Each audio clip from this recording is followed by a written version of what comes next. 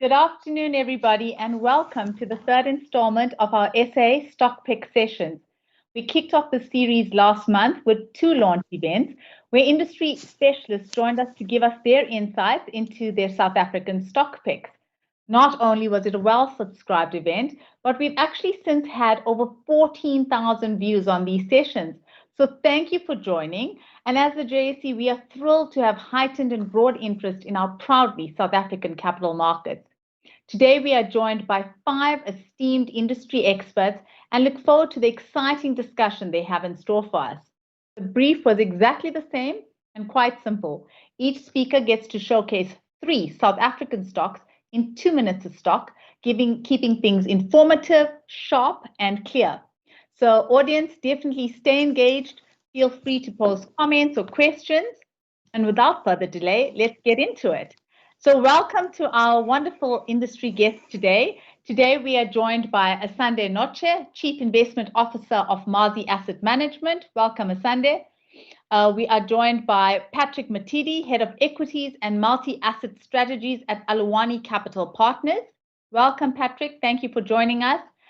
Gary Boysen joins us from Rand Swiss. He is a Director and Portfolio Manager at Rand Swiss. Gary, thank you very much for your time. Nicholas Dakin, he joins us from Sasfin Wealth. He is the Global Portfolio Manager. Nicholas, lovely to have you on the third session of SA Stock Picks. And to Carmen Mpelampas, the rose among the thorns today, from Absa Asset Management, who is a co-portfolio manager in their equities franchise. So welcome to all our guests. I'm going to hand over now to each of our guests. What I will ask is each of the guests will give you a little bit of background of their career history. And I'm asking them to please include something fun and something real lighthearted about them, because I'm sure as the audience, you want to know a little bit more about the face behind that name. And we'd love to get to know you better and are proud to have you join us as the JSE on this show. So over to you, Asanda. Thank you very much for joining us, and a little bit of intro to you. Cool, thank you very much. Thanks for the time. My name is Asanda Noches from Mazi, as Valdina said. Thank you for the time. I'm an actuary by training, so I studied at UCT, grew up in Durban. And something interesting, I've been recently convinced by my kids to buy a puppy. So we are in the first months of, or in fact, the first weeks of potty training and everything. So we've got a puppy running around the house. Thank you. Very cool, Asanda. The puppy, I think, is sometimes harder than the kids. So well done to you. I think you got your hands full. Absolutely. Thanks. And you know, once the first puppy comes, there's always room for more. I speak from experience, so watch this space. So Asanda, I'm going to hand straight back to you. You get 2 minutes of stock for your 3 stocks. So over to you. Thank you. Thank you. So the first company I'll talk about is Bidvest. But before I do that, I think just to preface in terms of how we do things at Mazi, we aim to understand companies and what it is that they do, who manages those companies in terms of the CEOs, the board of directors, and so on. And then we from that information, then try to effectively forecast and model the future of that company, arriving at then a sense of what the company's value is, and therefore whether there's an investment opportunity as far as we're concerned. So Bidvest, so my first company, Bidvest, operates a number of different companies across the SA economy, as well as some specialized businesses globally. So I think, companies like Steiner, which does facilities management and hygiene, I think ports, logistics, tank terminals, and so on. The company operates a decentralized management structure where you effectively got management teams in each of those businesses who then manage the companies individually, but then you've got oversight from head office, if you will. The strategy of the company is to use the existing businesses to then effectively sell more products through those existing businesses and relationships that they've got with customers, as well as then to also extend or identify new opportunities because they understand the areas that they operate in in quite a bit of detail. And also the strategy is to focus on understanding or using or operating companies that use relatively low amounts of capital to generate profits as a stated strategy. So an example of that would be, for instance, Asanda, as I mentioned earlier, where during COVID, the company, in addition to the work that they already do, was able to then offer, let's say, fogging services and so on, and hygiene services during the COVID pandemic. And so that's an example of doing more with existing customers. Management, I think that model does offer then, or does encourage entrepreneurship, ownership, but also with, importantly, with oversight. And I think the company also contributes socially in the country. It employs 130,000 people, which is, I think, a very, very important contribution given the situation that we're in the country. And then from this, we then gather that the company's got the ability to generate sustainable profits going forward, but using very little levels of capital in order to run those businesses, and therefore has got the opportunity to generate or to pay attractive dividends to shareholders going forward. My second company, quite exciting, is a company called Attack, which is an owner of properties. So its income or revenue is derived from selling and renting out properties. It's a developer of the esteemed Waterfall Precinct in Johannesburg, one of the bigger developments in the country at the moment. And its strategy is to really offer that live, work, and play, environment that we all are hearing a lot about these days. Excuse me. So they then also, in addition to renting out, offices, selling houses, they also rent out warehouses. So all the stuff that we buy, all the online Take-A-Lot and so on. Companies like Take-A-Lot would rent warehouses from a company like Attack to then service us as the consumers who are buying online more and more. Management has been quite steadfast in managing the company quite well through the pandemic, lowering the levels of debt, which is quite important given some of the difficulties that we faced during that time. And so they've seen their way through that, and we think they've got good prospects going forward.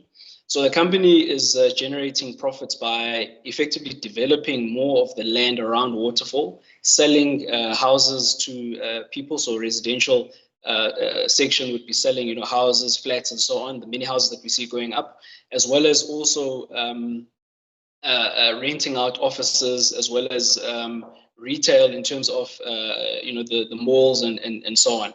And so therefore in future we think the company's got good opportunities to generate sustainable profits. The last company is quite interesting. It's called Trelidor. So I think that name might ring a bell. The company offers or manufactures barrier and decorative products. So what I mean by that is that's very fancy for effectively what we put in front of our doors, unfortunately, in terms of the barrier protection, if they call it, as well as blinds around windows, doors.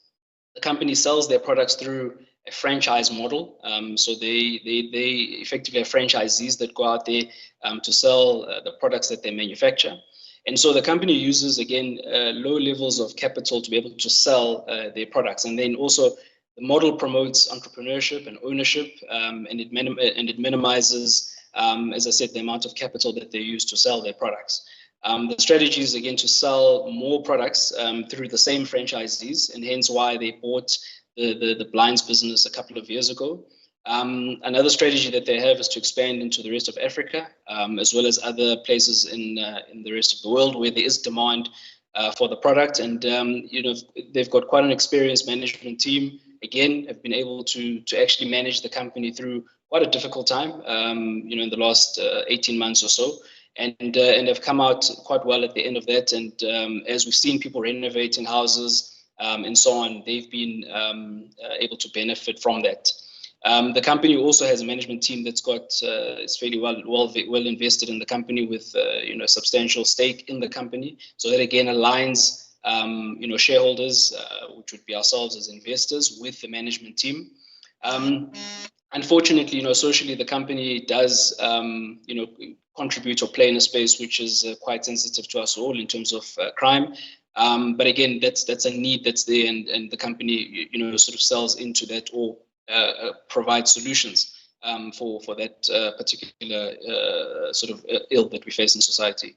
Actually, interestingly, the demand for products, for Trelidor's products, is actually concentrated around, when people are moving houses, where there's a change of ownership. So, interestingly, somebody comes in, buys a house, and first thing they want to do is obviously upgrade the security. And so that's where they see opportunities, which means over the long term, as we see houses changing hands on an ongoing basis, that continues to be an opportunity, in addition, of course, to new houses that are built on an ongoing basis. And so that's where we see opportunities. So to close off, really, as I said, from a Mazi perspective, we focus on understanding the companies, understanding who manages those companies, and then formulating a view as well as a future, or what the future looks like for that company, in order to determine whether there's an investment opportunity. Thank you very much. I hope that was informative. Very awesome. Thanks, Asanda. So there you have it. Bidvest, Attack, and Trelledoor from Asanda. You can see he's a recent puppy on it because he's either in the market to get a Trelledoor or has recently purchased one. So there you go. Thanks, Asanda. Over to you, Patrick. Tell us a little bit about yourself, your background, and something interesting and fun about you.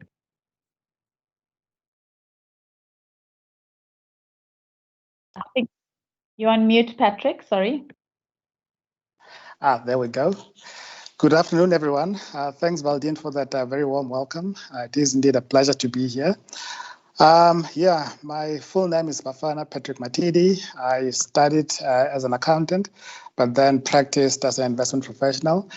Started off down in the Cape, sort of at the School of University of Investments at the Western Cape, and then I moved up here almost 20 years ago. So something fun about me, it's a little bit embarrassing, but you asked the question. I was so bad at school, at sports in school, that I ended up taking up typing as an extramural activity. Thankfully, that skill has actually come to its own, given the need for good typing skills. So I'm proud to say that I'm a two-hand typist, which means that I can use both hands to type, which has become very, very efficient, in this day and age. I can't judge, but I have to say I am impressed with the two-hand typist. So well done. Patrick, over to you for your stock picks. 2 minutes of stock, and we look forward to hearing your stock picks. Great, thank you. So I'll start off also with an overview in terms of how we look at Alive from an Alawani point of view. So there are three key things that we consider before we actually include a stock into our portfolio. One is valuation, and very simplistically, the question is it cheap? Secondly, is what we now call ESG or quality. So there it has become very important, to not only focus on the numbers from a valuation point of view, but to have a good sense as to is this company doing business in a sustainable manner. So we have an ESG framework which actually helps us with that. And then third, but not last, we consider the thematics. So what's happening out there in the world that can actually hurt or actually propel, this company into greater things. So with that framework, I'll start off my stock pick with Impala. So for us, Impala, it is in the PGM space. So they dig up PGMs, largely platinum, and then they sell that on into international markets. So for us, Impala, it is one of the better companies within that sector. It is highly cash generative. It is cheap. And also, if you look at the thematic, yes, of late, there has been some rambling around the commodity cycle. But for us, we believe that over the long term, there is good sustained demand for PGMs. That will be largely driven by, one, the auto catalyst in terms of car emissions. Secondly, we are seeing the world moving away from fossil fuels or dirty sort of a source of fuel like oil, for example, into a cleaner source of energy like renewables. And there are lots of demand for PGMs that actually go into some of the hydrogen cells that are used in clean energy generation. So we think that theme has got longevity. It is sustained to the extent that governments and also NGOs and companies themselves are actually stepping up and taking on this wave and this drive towards clean energy. We think the PGMs sector will benefit. And for us, Impala is the one to go with. Company-wise, from a valuation point of view, as I said, it is cheap. We like the fact that they generate a lot of cash, especially during the cycle. Despite the PGM prices having come down of late, they are operating at a low cost curve, which means that they can continue to generate good earnings despite the commodity prices actually being down at this point in time. Then the second company that we like, that we'd like to put forward to you, it may sound boring, it may sound very, sort of a staple, that is Shoprite. So we all have to eat, at some point during the day. And Shoprite for us is not only about the defensiveness of the company in the sense that, it is there, in good times and bad times, but we like, from an ESG point of view also, companies that are run by solid management teams that have been around for a while, that have seen different cycles, in terms of their own experiences. But over and above that, they are able to actually generate returns, squeeze margins and actually grow market share despite the macro environment. So if you look at the latest results from Shoprite, very, very good results, actually coming up a lot better than our own expectation. And we can confirm that, just given what the share price has done during that time period. So for us, Shoprite, within the food space, well-run company, well-oiled machine, and it continues to do what it's supposed to do. And even on the acquisition side, we saw they bought some assets from Messmart, which gives them a lot of room to play, within the consumer's pocket. So they cater not only for the high end, but also for the entry level. So in other words, they have a full capturing of the consumer's pocket. Then the third one, the last but definitely not least, sort of an obscure little company. It's called City Lodge. So City Lodge for us is the play on the economy opening up. So yes, if you look at the last few months or so, they have been battered as a result of the lockdown and the people not traveling. As the economy opens up, as more and more people actually get vaccinated and business activity resumes to some level of normality, we think that our best place to can actually capture that resumption in business activity. Valuation-wise, it's very cheap. It's trading at about 60% to tangible asset value, which is the value of the buildings or the hotels that they own. They have actually raised a lot of capital last year to actually fend off and pay down debt. So the balance sheet is looking very, very decent. It's in good shape. What we need now for that to actually play through, we need the business person to start traveling. And we think that there is a lot of scope for that to actually start happening in the sense that, we've got airplanes now taking off. You've got also, people getting tired of Teams. No offense to anyone on this call, but from a business point of view, on a serious note, though, you can maintain relationships that are there in existence, but to actually open new doors to actually get into new markets, you do need to travel. And we believe that the local business person at least, and also the government side, which has been a good market for City Lodge, we think as and when those activities start to resume, that business will gain traction. And in a year's time, 3 years' time, we'll find that it actually has proven to be a very, very good investment. So from our side, as to recap, we like Impala, in terms of PGMs. We like a Shoprite, sort of a steady domestic food retailer, and then sort of the wild card is a City Lodge. There are still a few headwinds again from a macro point of view, but we believe that as the economy opens up, there should be good scope for that company to actually do well. I'll pause there for now. Thank you very much. Thank you, Patrick. Definitely diverse and interesting counters, a lot that we can relate to. Notwithstanding how grateful we are to have a virtual audience at the moment, I can fully understand the virtual fatigue and how people are hungry to get out there either on vacation or to see each other in person. So can totally relate. Thank you, Patrick. Great. Over to you, Gary. Tell us a little bit about yourself and excited to hear about your stock picks. Thanks for having us on. My name's Gary Boysen. I'm a portfolio manager at Rand Swiss. So I don't know where to start. I suppose I never really knew what I wanted to do. So I actually somehow came out with an economics degree after studying aeronautical engineering and law, which is a weird combination. Lived overseas for 7 years, UK, South America, Southeast Asia. Eventually came back and wound up working for a JSE member firm for about 5 years. Until we started Rand Swiss. And since then it's been an incredible journey. So I don't know if I have anything personal to say because my personal life kind of ended about 7 years ago. And the business has just become all consuming, but kind of in a really good way because I love what I do. So yeah, personal life, I'm not sure what to say. I suppose like the one thing I have read the Marie Kondo book recently. So I'm kind of on a minimalism kick, just getting rid of all the junk. Tidy your space kind of vibe. That's awesome. You'll see my background is very clean. Very good. Okay, so let's keep it tidy with your 3 stock picks. Over to you. Okay, so my first stock pick is Rand Merchant Investment Holdings. So obviously on Monday we had that announcement that they'd be unbundling Momentum Metropolitan and Discovery. So this is really just a pure valuation play. As so many people that look at markets will realize that many of these holding companies generate quite deep discounts to their NAV. Rand Merchant Investment Holdings is no exception, and we have seen the stock running a little bit on the back of the announcement.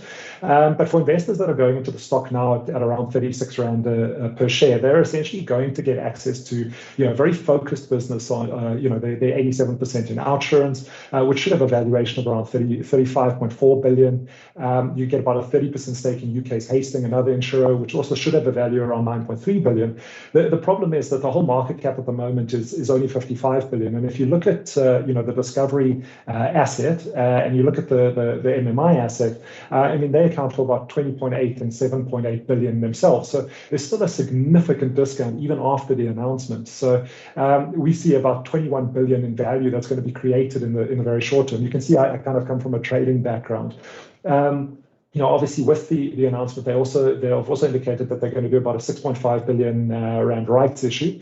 Now, what that means is, the reason behind it is that they just want to position the business a little bit more carefully. Obviously, with a bank, they used to use that for lending, but investors that are buying in now, probably will get the opportunity to top up their position at a significant discount as well, if that rights issue is deeply discounted. So just leave a bit of cash on the sideline for that.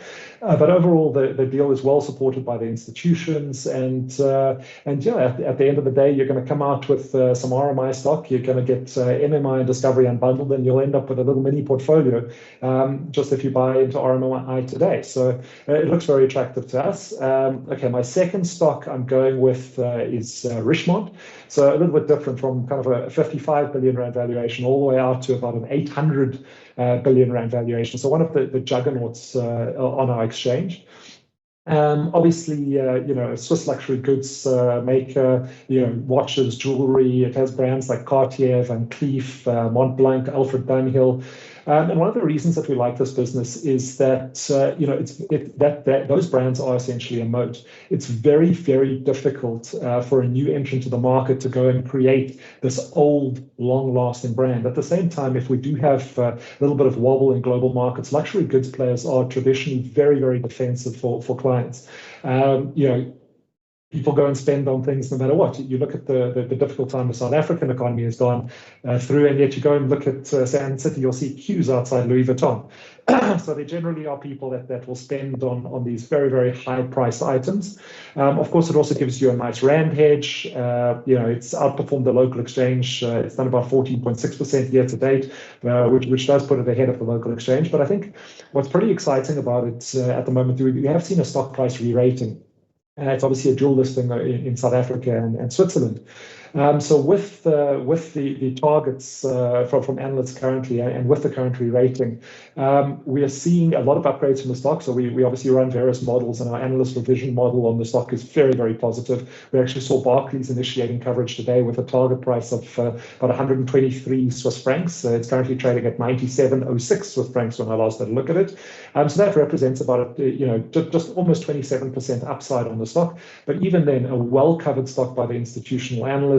The median target price on the Swiss listing is 30% higher. So if you do get a little bit of local currency weakening, you buy it on the JSE, you could be in for a significant price move higher. So that's kind of the reason behind Richemont. One of the reasons that you've seen the share price re-rating a little bit is that one of their, or at least part of their revenue is dependent on China, and obviously with the ructions we've had around Evergrande recently, the kind of changes in legislation, people have been concerned about that. Given our analysis, as I said, luxury goods remain very, very defensive, and there's still a lot of wealth in China. And looking at revenue forecasts, we're still expecting high single digits. We are seeing a little bit of a recovery in revenues given the disruptions from the pandemic, but in general, high single digit revenue growth from a very established business. Also, not particularly expensive compared to other luxury goods players. So if you look at a 1 year forward PE, you're sitting on about 26 times earnings.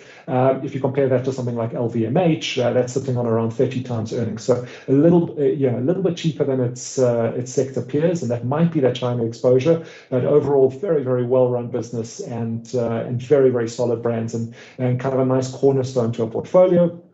Finally, now I'm going to go right to the other side of the spectrum, and I'm looking at Storage, which is actually the largest South African property REIT, but it's still a very small company. So if you look at the market cap, it's only around 5.8 billion in market cap.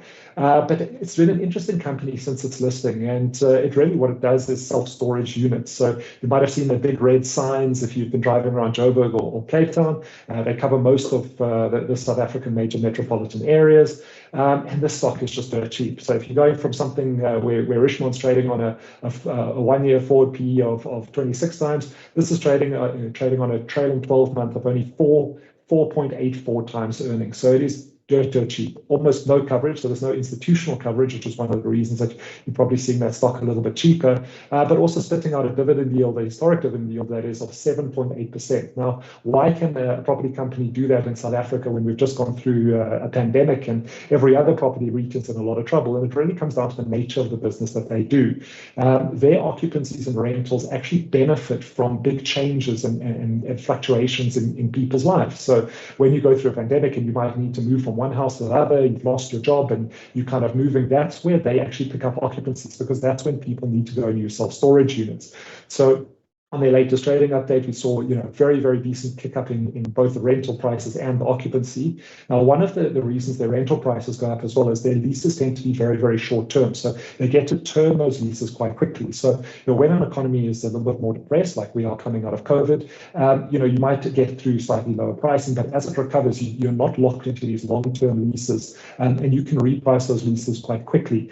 Being a storage company, they also avoid a lot of the issues that you face as either a commercial landlord or a residential landlord in terms of these long, big anchor tenants. They don't end up getting sued. They just lock your storage unit and don't let you get into your stuff. And the regulation is a little bit more favorable to them as well. So very strong stock, very, very cheap stock as well. A little bit unloved and I think overlooked by a lot of the institutional managers. And certainly, I think, a decent addition to a portfolio. Thank you very much. Thanks, Gary. So there you have it, guys, from Gary. We've got Richemont, RMI, Rand Merchant Investment, and Storage. So thank you very much, Gary. Nice and diverse picks, very interesting. We haven't had one duplicate yet, but over to Nicholas to give us his 3 stocks and different types of perspectives. Thanks. Nicholas, don't forget, we'd love to hear your background and something fun about you as well. Absolutely. Well, we're about to have our first duplicate, so I'm going to add to Asanda's case for Bidvest. Very briefly, I'm a global portfolio manager at Sasfin's Cape Town branch. I construct and manage local and offshore portfolios for private clients. I completed my master's in financial markets at Rhodes, and I've been with Sasfin for around 6 years now. I'm definitely one of the younger portfolio managers at the company and the industry for that matter, but I've tried to use this to my advantage in that I try to bring fresh and new ideas to the investment table. I'm one of the portfolio managers involved with the Sasfin Innovation portfolio, which is a really exciting portfolio to be involved with. And then finally, I just think because of my age, it really does give me a lot of joy to educate people my age around the need to save and invest wisely. So to kick off, my first pick is South African food producer AVI, which I believe is a very nice defensive play for SA investors in the current environment. AVI has dominant positions in its key product categories of tea, coffee, and biscuits. Some of their brands are very familiar: Five Roses, Bakers, Freshpack, Lavazza. In my view, the company's sustained dominance in these categories really is testament to the strength of the management team. Also, the strength of the company's brands gives it better pricing power and allows it to put through price increases, which the company said that it might do at its results presentation a couple of weeks ago. And then finally, I think that this really is an attractive share for SA investors that are looking for some sort of income. It pays a nice, safe dividend and is currently yielding around 5%, which is a lot better than putting your money in the bank. Also, there is the potential for some good dividend growth going forward, given the company's very strong financial position, as well as management's indication that they are going to continue streamlining the business by selling underperforming assets. And I think we may see an announcement to that extent coming soon, because the company did release a cautionary announcement last week that said there could be an impact on the share price given recent discussions. My second stock is Bidvest. Like Asanda, I believe that this remains an attractive SA recovery play. The company has consistently delivered stable and higher earnings growth relative to the underlying economy as well as its peers. And it's mainly because of three reasons. The first being its product and service offerings are supplied to a broad range of businesses across multiple industries. Two, its mix of defensive and cyclical assets, and then three, its dominant and market-leading positions, which provide both scale and pricing power. I believe this is one of the few SA companies with a management team that has proven their ability to efficiently allocate capital and make good acquisitions. Historically, they've been very careful about going about their acquisitions, making sure that they understand the businesses very well and not just overpaying for the sake of growth. A good example of this is their acquisition of Noonan, the Irish-based facilities management company a few years ago. And then as the vaccine rolls out in South Africa, we should see earnings recover strongly in the business, especially in the cleaning division, which was severely impacted last year when offices closed their doors. And then lastly, in December 2019, you may remember that they purchased a company called PHC Group. Obviously, this was just before the pandemic unfolded. This business is one of the leading hygiene services providers in the UK. And as things start to return to normal there, we should start to see some good momentum in this business, particularly with the increased awareness around hygiene. And the company now, I believe, also has a good platform to continue expanding the hygiene business offshore, and we should see some further bolt-on acquisitions in the space.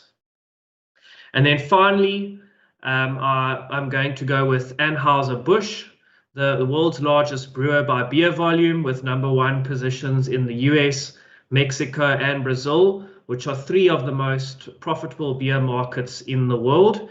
It produces a wide range of beers spanning lower-cost regional brands to premium global brands and non-beer beverages, such as hard seltzers. It has over 500 brands in total, the most well-known being Budweiser, Corona, as well as Stella. I think that the company handled the COVID outbreak particularly well. And I believe that this is another company that should start to see some positive momentum as the global economy reopens. People start to travel, they go out, they head to restaurants and bars and start living their lives again. One of the key concerns going forward about the company and possibly why the market is concerned relates to the impact that higher commodity prices and logistics will have on profitability next year. And then another concern is around the debt, which as many of you may know, has been quite elevated for some time now. The share just can't seem to get any love from investors and has continued to lag the market significantly.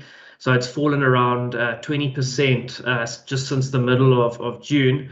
So I'm going to put my head out there and say that it's starting to look like a good buy at these levels. Thank you, Nicholas. From me. So Nicholas is trying to spread the love on some of the stock, which is what we like. So Nicholas has AVI, Bidvest, and Anheuser-Busch. As mentioned, both Asanda and Nicholas have cited Bidvest, and we do have a question on Bidvest, but I'll come back to those. Nicholas, other than being the youngest, you didn't share one fun fact. Have you got one? Or not yet? Well, my parents don't know this, so they might get a shock when they watch this. But I'm also thinking of getting a puppy, because it's been quite lonely over the past year. Okay, so there you go. So there now my parents know. Ah, there you go. So maybe your parents will be proud or worried. I'm not sure which one, but we'll leave it to you to figure out. Cool. Thank you, Nicholas. Carmen, lovely to have you on our show, and thank you for your time. A little bit about yourself, a fun fact, and then keen to hear your 3 stock picks. Okay, great. Thanks, Valdine. So a little bit about myself. My name is Carmen. I am a CA by qualification, as well as a CFA charter holder. Born and bred in Cape Town, but have been in Joburg for about 15 years. And I have been in the investment industry for about 14 years. Fun fact about myself, I'm a mom of 3 little boys, 7 years and under. And I'm still recovering from online learning last year. Trying to do that with a 2 and a 3-year-old was very interesting. Oh, that's so cool. So fun fact about myself is I'm a mom of 3 girls, 7 years and under. So without being diplomatically incorrect, we can chat afterwards about getting them connected. So that's really cool. And I have huge respect for the online learning. So well done to you. Excited to hear your stock pick. So 2 minutes of stock, over to you. Okay, so mine are obviously completely different to everyone else. I'll start with my top pick and one of my favorites, which is Mr. Price. Household name, I'm sure, for most people. My key anchors in terms of the stock, and I truly wish that we'd had this conversation, even if it was last week, but nonetheless, there remains room for value in the stock. My key anchors generally for stocks are centered around management. How strong management are, how honest they are. If they do make mistakes, are they able to recognize that and self-correct? Number 2 is the balance sheet. What does the balance sheet look like? Is there a possibility or capability to move forward and grow the business using the balance sheet or restructure? Excuse me. And I think number 3, in terms of the current climate, has been where are consumers likely to spend their money? So in terms of Mr. Price, my top pick, my focus has always been that their balance sheet has remained very strong. Even prior to COVID, they have almost no debt on the balance sheet, number 1.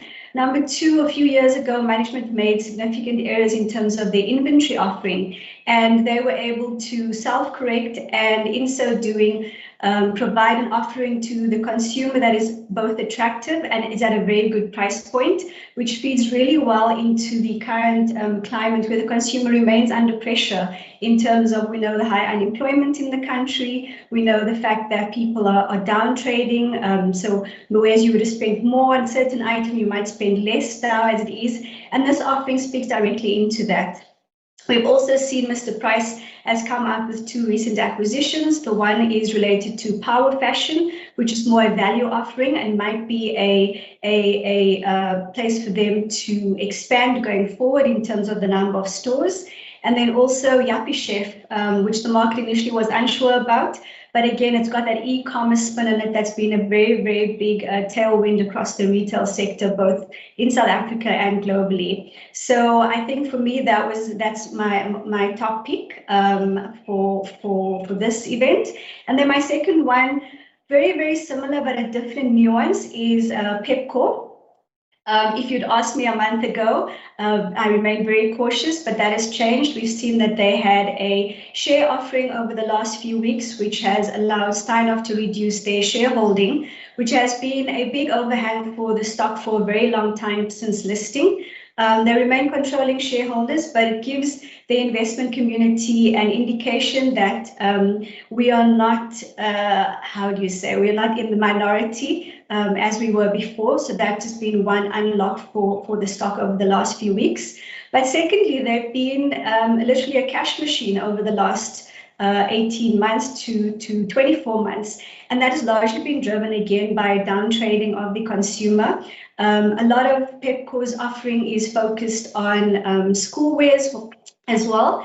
And we've seen that come through in terms of the growth on top line for Pepkor, and that's expected to continue. So both Mr. Price and Pepkor have seen a significant growth in market share in the retail sector. So I know there may be concerns around the consumer remaining under pressure, but in my view, not all retailers are created the same. So you've got to dig down. And then also in terms of Pepkor going forward, they have a credit book, which they have indicated the quality has improved significantly, and we're likely to see an unwind in provisions.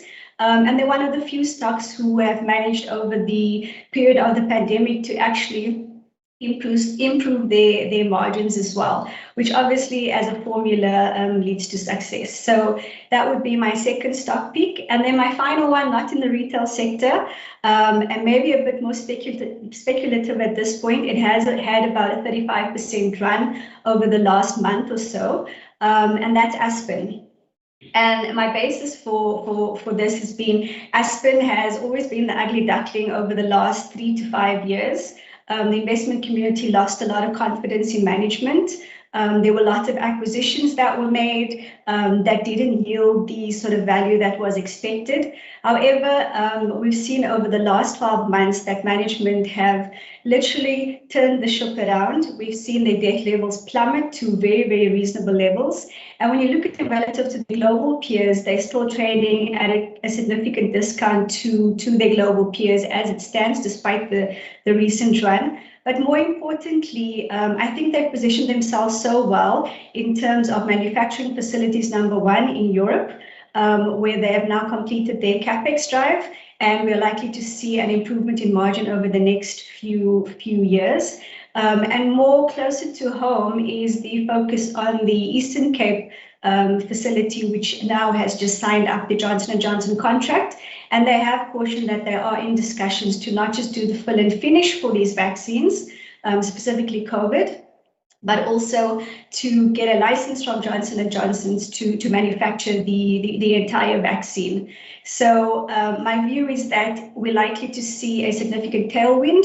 If this contract is signed, it will be probably the biggest vaccine producer on the continent. And this facility is not just geared towards COVID vaccines, it's to all vaccinations.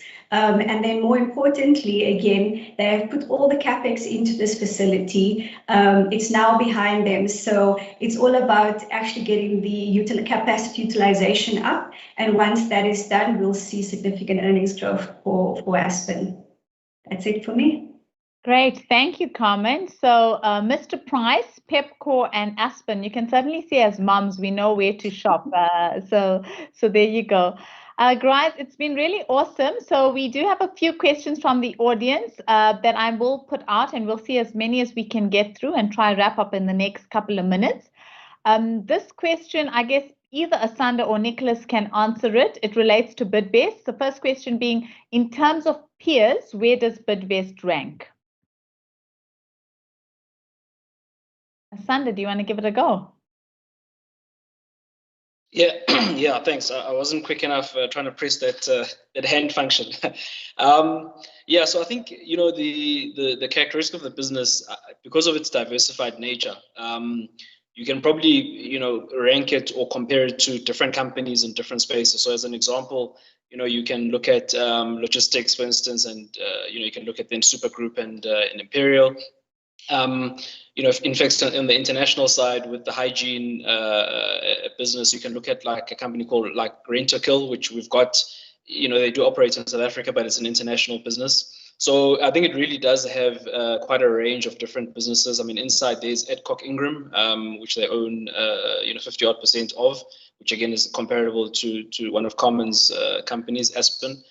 To some degree. So it is very much, I think, a diversified business with, I think, different interests, which is, I guess, part of the attraction with it in its ability to operate through different cycles, you know, having that sort of defensiveness about the company, able to, you know, effectively weather different storms wherever they may come.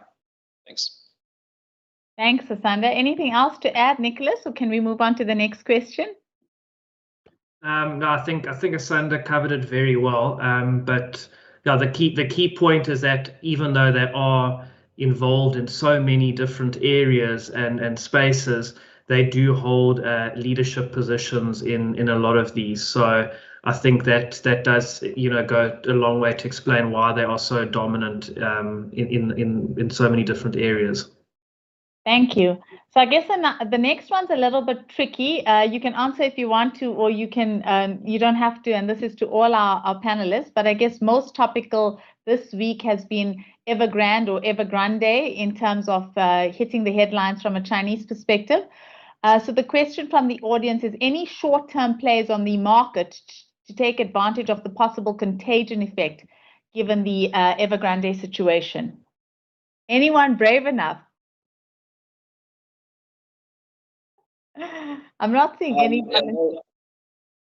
No, I'll take a stab. Okay, Gary's put his hand up, so let me give Gary a chance. Yeah, no, I was like, if no one else is going to say it, I'll say something. Let's go with both of you guys. Let's kick off with Gary and then Asanda. Yeah, so I'm no expert in Evergrande, let's put that out straight away. But having read, obviously, because it's major headlines at the moment, having read all the kind of analyst work around it, it does seem that the contagion is going to be quite limited to China. Everyone was comparing it to kind of a Lehman Brothers event, but I think the idea it is a very, very different event that's playing out.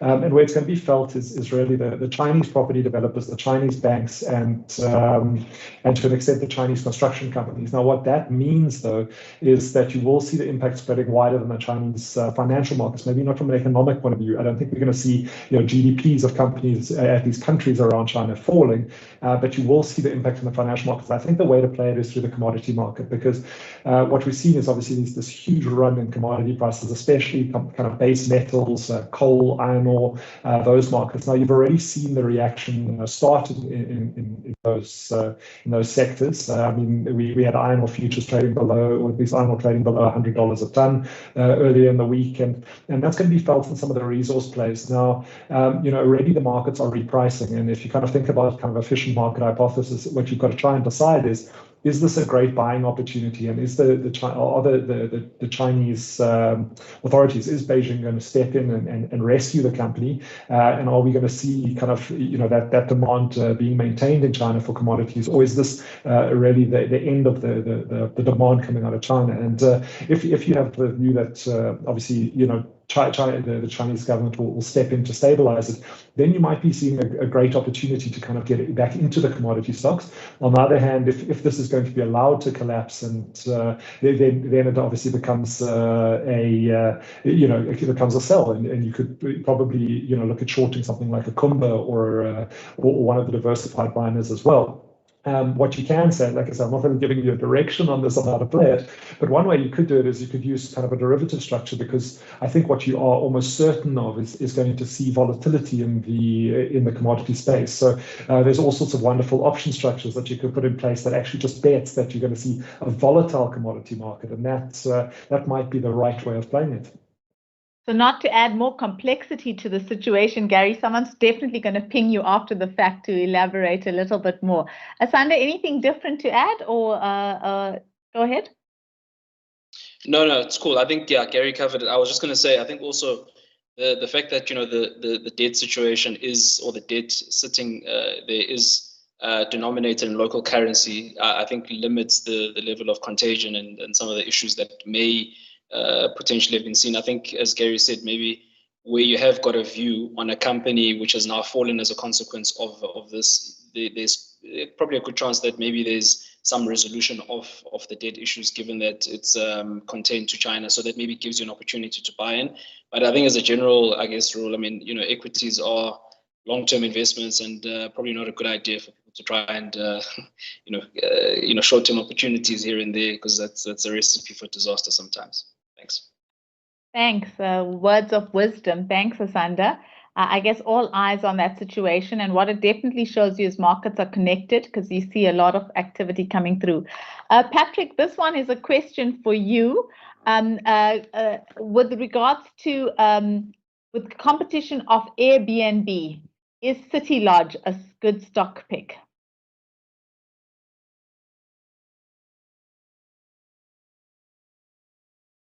Absolutely. I mean, from our perspective, I would think there is still value there. Look, there'll always be competition, right? Coming from all, sort of angles, and especially, from a global point of view. But my thesis on City Lodge is essentially around the domestic business travel. I think on the global side, in the fullness of time, once we're over the fourth and the fifth and whatever waves were still coming, and we have the international traveler back into our shores, then that case may perhaps be a little bit less compelling. But during this phase where the economy is opening up, we're getting a nice trajectory on the vaccination side, where hopefully a lot more people get vaccinated. We think there is an immediate opportunity with regards to City Lodge, especially with the business traveler, right? Because that guy, he can't grow his business. He can only maintain relationships via Teams and virtually. But you can actually go and open new doors and actually create new markets. You kind of need to get on your bicycle and actually start traveling. And we think, how City Lodge is positioned should be of benefit, once things start opening. But certainly in the fullness of time, we think that there are other headwinds, with regards to international travel, which can obviously put a bit of a headwind to the current thesis from our perspective on the name. Thanks, Patrick. And then one last question, Gary, this one is actually for you. So the question is around the luxury watches. Gary, with people moving away from expensive watches and now buying fitness watches, is this not going to affect the stock? No, absolutely. So that's a great question, and it's something that should be thought about. So for many years, we weren't buying Richemont on the basically around that exact idea that they had these very traditional, high-priced watches, but the future is to almost have a computer sitting on your arm. And when you're kind of listening to Jan Rupert talk about those are just computers, like they'll never really take off, I was kind of like, this is probably not the right stock thing. But I mean, Richemont has got partnerships with incredible technology providers, and I think they're doing it in a very subtle way because it's so important to protect those brands. But you are going to see more and more luxury watches moving into the technology space through partnerships with the likes of Apple and Google, Samsung, because yes, the kind of the traditional watches are going to have to adapt. But I think, like I said, whether it's a Swiss watchmaker that's putting a little spring and that kind of beautiful machinery behind the watch being replaced by kind of more of a technological offering that doesn't really take away from the brands that the business has. And remember, it's not just watches. I mean, watches are very important, of course, but with those brands, you can see how brands have diversified over time. It's not just about saying that this brand was always a watch brand. You can expand brands over time as well. So I think it's a very valid point, but I mean, we've already seen kind of significant movement within Richemont to kind of be more to embrace technology, especially even in their distribution channels. With the idea that more and more of their sales are actually coming from online. So that idea that you used to walk into like a Cartier store or a Mont Blanc store and get that kind of feeling of like very rich, luxurious sales experience. They're seeing incredible pickup in sales through online and digital channels, which a couple of years ago they were saying absolutely that's not the way that we're going to go. So there is kind of, I think, the mood in the company to embrace technology, and that for me is going to be very, very positive for the company longer term, because it does just have those established brands, which I think is what when you've got a brand that's 120 years old, a technology company like Fitbit or Apple just can't replicate that kind of history, and that's I think where the value in the company is sitting. Cool, thanks, Gary. Nicholas, did you have something to add? We just need to wrap up shortly. Yeah, just from my side, if I can add to that, I do think that the fitness watches will remain predominantly a daytime watch where people wear them during the day to track their steps and what they do. But there will still be this demand from the rich, for expensive watches that they can wear when they get dressed up and go out at night, because you're not going to put on a 50,000 Rand dress and then put on an Apple Watch. You want to put on a piece of jewelry or a watch that matches the outfit. Wow, guys, so we've got getting dressed up from Mr. Price, wearing our watches from Richemont and going out to a nice party at City Lodge. It sounds awesome. Thank you to our awesome speakers, and thank you for keeping your investment cases so simple and so easy to understand, very relatable. As a quick recap, we've had 5 speakers, 3 stocks each, 14 unique stocks, and really a diverse mix of stocks. We will put a summary list up at the end. I just want to flag as a disclaimer, the views and the opinions expressed represent the personal views of our speakers. And the JSE is just here in terms of sponsorship and facilitation of the session, and not really an endorsement of the views expressed, nor does it constitute advice by the speakers or by JSE. So thank you so much for your time. I have to say a huge shout out to our audience for being so engaged, for throwing nice questions to our speakers and keeping us all engaged. You can watch this on repeat, so we will be sending out a session. To our awesome speakers, it was lovely to learn a little bit about you and to hear your mindset in your investment thinking. So thank you very much for joining our show, and all the best to you.